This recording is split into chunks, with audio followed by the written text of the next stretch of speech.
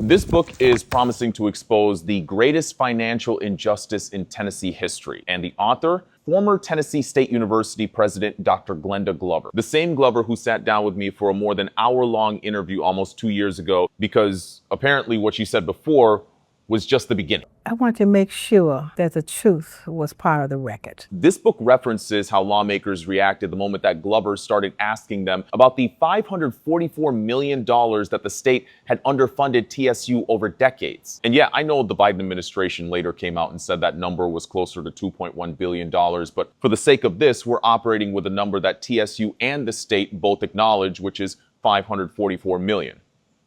You follow? Okay. I want you to take away from this book, the debt is still not paid. So the question, of course, becomes, if you know you owe this money, then why not just pay what you owe? Now, if you're learning about this for the first time, the state of Tennessee was supposed to match the federal land grant money sent to both the University of Tennessee and TSU. We now know that for decades, TSU did not get that match. Glover's book takes it even a step further with all of this data that shows that UT at times got 2, 3, 4, even 5 times that match from the state. That is a huge financial injustice. So when Glover asked, where's the money? She said that lawmakers did everything in their power to spin this narrative around and make it seem like TSU couldn't manage their finances. That way they can justify not paying them the hundreds of millions of dollars they were owed. It was always that TSU needed to cut staff, cut spending, and get the right leadership in the door before we talk about getting you any more money. This is a question of whether Tennessee State University will even be able to continue to be open. What was probably the most surprising thing to hear in all this was Glover saying that Comptroller Jason Mumpower's office never bothered to look at their finances. Glover